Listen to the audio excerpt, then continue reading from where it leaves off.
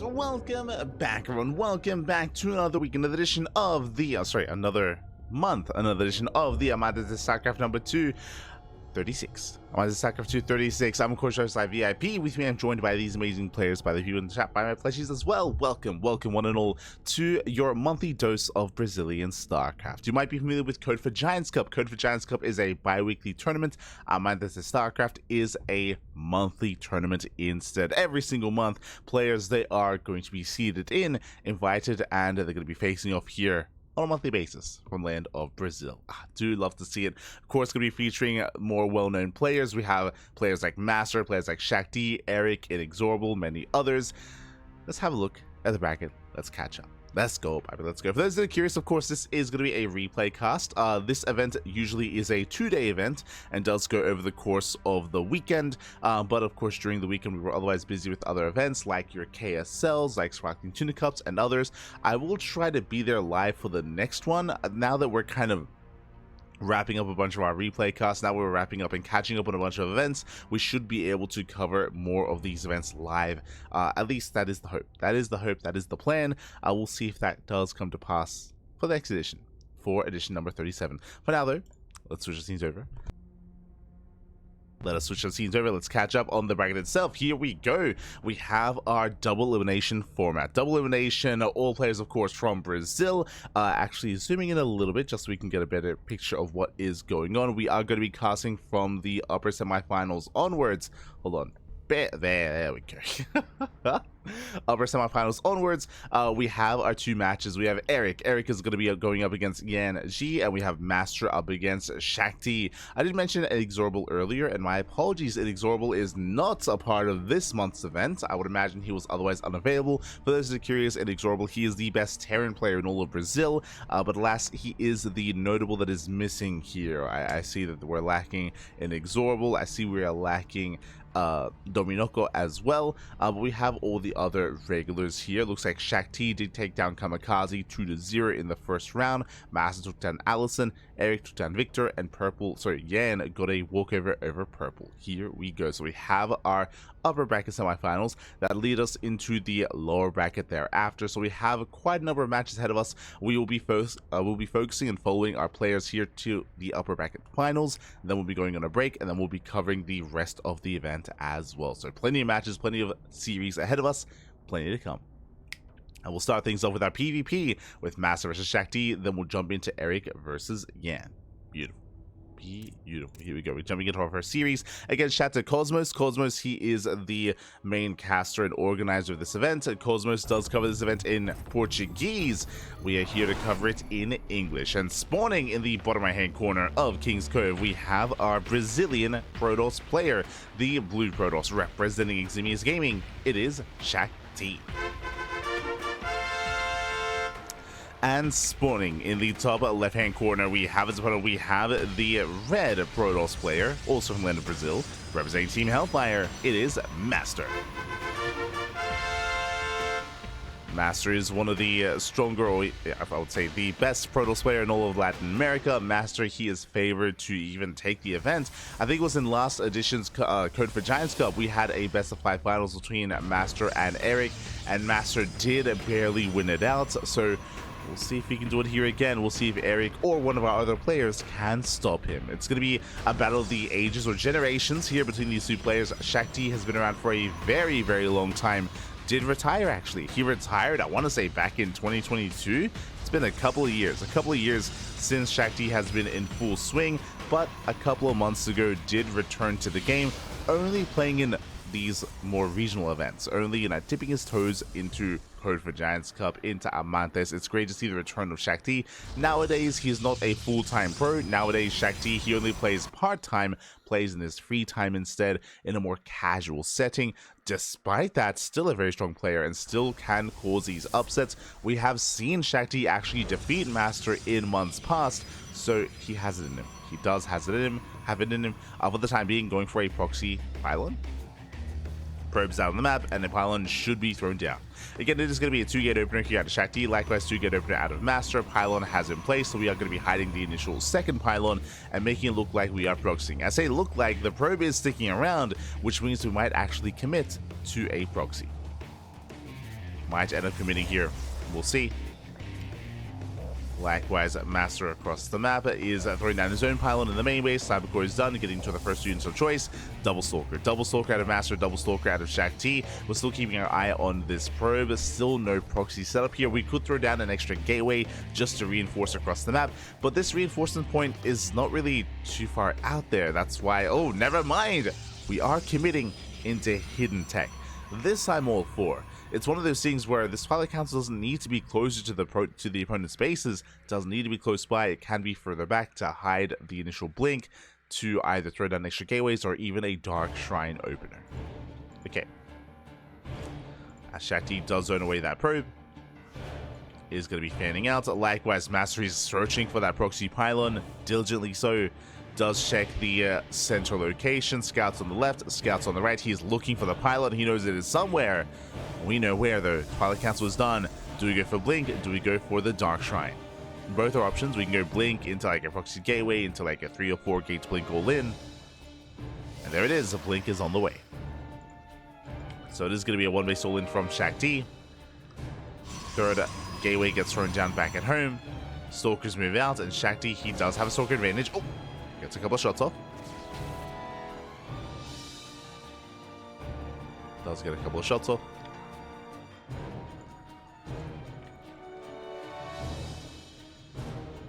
MasTeR is going to be 4 back.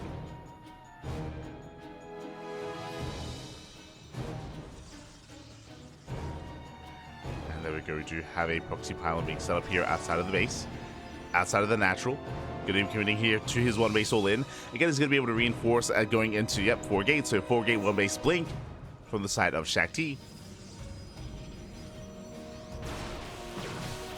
Oh. Takes down a probe.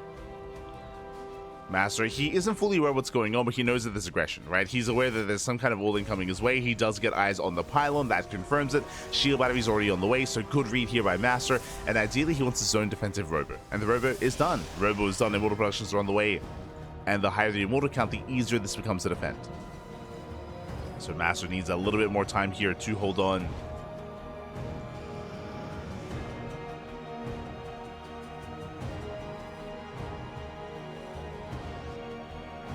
Does need a little bit more time. More Stalkers massing up. Now Shakti, he may try to get some high ground vision here with either an Adept, with a Sentry, but so far just pure Stalker. Yo, nice hallucinated Immortal. Okay, going to tank some shots. We do threaten, we do force the army back. So far MasTeR is holding his own. Shakti's gonna have to try to brute force his way through, but again, pushing into Immortals and Shield Batteries is not easy. He's going for the Dark Shrine. Going for the Dark Shrine instead. And there is no Observer. There is a Robo, true. An Observer can be chronoed. We have Force Fields as well. So far, Stalkers to try to dive in. Decent Force Fields, catching 1 Stalker. It's something.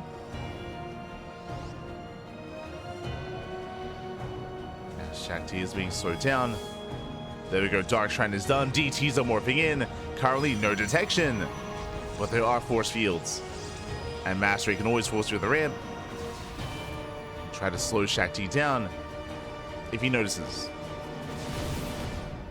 DTs are waddling in. He does notice. Yeah, there we go. He does force field. Nicely done. Observer's on the way. Now he takes the fight. Does take the fight. Looks down the army for shield batteries. They keep the army alive. DTs don't get anything done yet. Oh. Getting 1 sentry. Another force field. Gets 1 sentry so far. Wasted DPS on hallucination. And so far he's bought enough time. He bought enough time. Observer has arrived. We do see Shakti dives on in, gets 1 immortal. He gets 1. Up, he wants the other. He's gonna get it, but at a cost. At a cost of every single stalker. MasTeR holds. MasTeR, he does hold. He does hold on. He shuts down the main army. Has plenty of detection. Morphing in another DT, but it's not going to be good enough. Boys are being fooled. We can't afford to lose them. MasTeR did lose both immortals here in the process, but alas, he holds on. He shuts down the stalkers as well as the DTs as well. He's fine. He's perfectly fine. Again, good reaction, good response. Despite not having any detection, he was able to force field the ramp, and that sealed the deal. That did seal the deal. Or not just that, I should say, he also forced a fight within range of the shield battery, so the DTs weren't really doing any damage. They were not doing enough. And now Shakti expands. Oh, this is a rough expansion. MasTeR, he's up to 31 probes. He's still making 2 probes at a time. He still maintains a better economy. And Shakti was all in. And with a failed all in, it is difficult to recover. Not impossible, but difficult. So Shakti behind this is going into Blink. We have Shadow Stride on the way. Shadow Stride can be a way to try to bypass some of the defenses and get into a mineral line. There is a chance here for the blue Protoss. But again, it's not going to be easy. It's not going to be easy here. So MasTeR does pull away. Jesus, he's got 5 shield batteries. Just to be safe, just to be secure. I mean, MasTeR, he doesn't know. He doesn't know that there's an expansion. Moving out with the hallucination. And the hallucination will confirm that there is a natural. Upon seeing this natural base, MasTeR should be feeling safe to expand. To expand, get a 3rd base. Macro, tech up, throw down a Forge, get into +1. Then we go Forge on the way for those upgrades. MasTeR should be feeling comfortable and confident.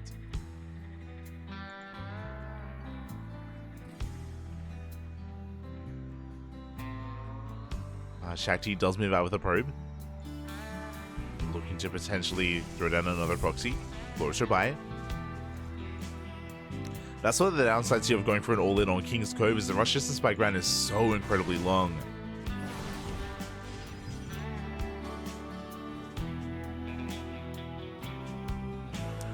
And with that, Shakti's being active. Yep, there we go. Proxy pylon gets thrown down. Is looking for the 3rd base. MasTeR has yet to expand. He is just securing himself on 2 bases, taking gases. Throwing down cannons as well, just to be safe against DTs. Let's go. A bit of an overreaction, throwing down 2 cannons at the natural, but okay. Shadow Stride is done. See the Observer chasing the army. Observer does chase it up, say shade into the main, they force a recall. MasTeR getting damage done. Shakti can't afford to lose any workers, still staying behind.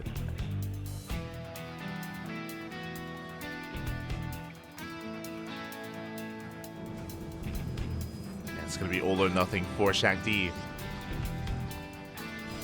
So DTs, well, if they blink on top of the army, they can just annihilate those sentries, true, but 3 immortals, soon to be 4 immortals as well.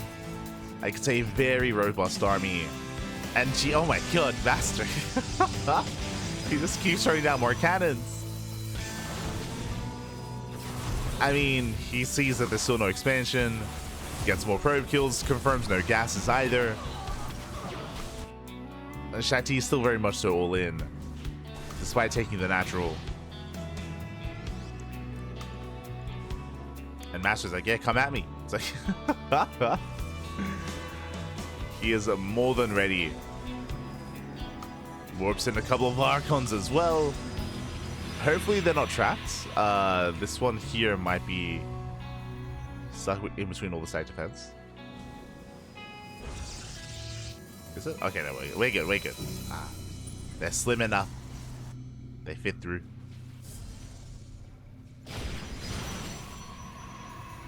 And now finally MasTeR's looking to expand. Last Shakti, he engages, he gets locked down. Oof, does wink away. Thankfully does wink away, but this is a fight that Shakti cannot take.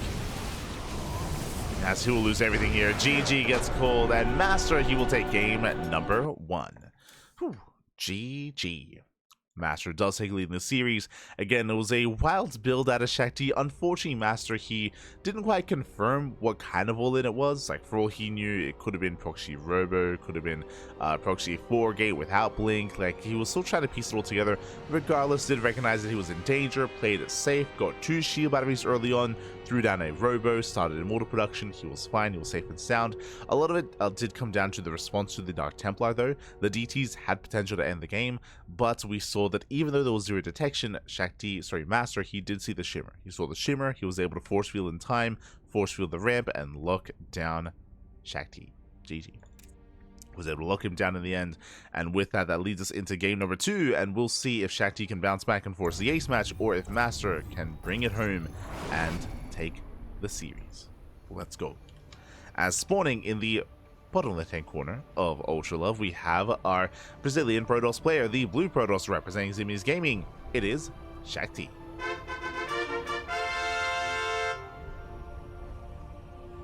And spawning in the top right-hand corner, we have the red Protoss player, the red Protoss representing Team Hellfire, also from the land of Brazil. It is MasTeR.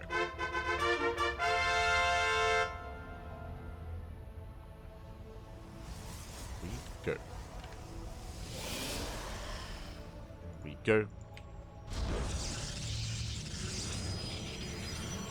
Again, Shakti going for the one base all in last game here, most likely going to be calming things down. Again, Shakti, especially in his return to form, in his return to competitive play, has been a little bit more carefree in how he approaches things, playing his own styles and going for cheeses more than anything. So we'll see if MasTeR can keep up with Shakti. I do favor MasTeR in a standard game, but we'll see how Shakti will approach this. For now, 2 gate openers. At least that's where we're headed. I'm a little bit surprised we're not seeing any gate expands. Here on Ultra Love, it is more common to open up economically, but that is not the case between these two. We have 2 gate opener out of MasTeR, likewise 2 gate opener out of Shakti.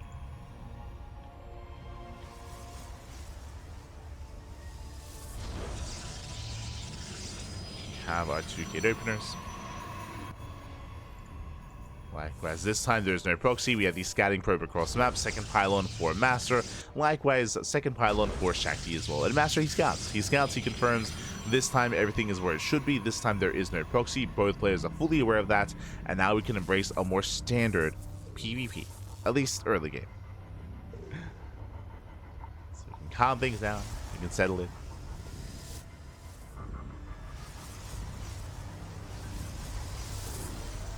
From here, waiting expands, we can set up. We have our first units of choice, going to be double adept out of Shakti. This is going to be a much more aggressive start from our blue Protoss. Meanwhile, MasTeR is opening up Stalker Sentry, much more standard opener. Stalker Sentry is just a secure way to establish your natural and to get scouting information across the map. So MasTeR is more concerned with scouting, Shakti more concerned with getting damage done. So with these Sword Adepts soon to shade across the map, soon to move out. Ooh, and he's going to double down, double adept into a 3rd and 4th adept as well, and this can even go into a 5th and 6th adept, so we can just double down, commit, and not make non-stop adepts. With this, the goal would be to break down the initial pylon, or the shield battery, and bust into the main.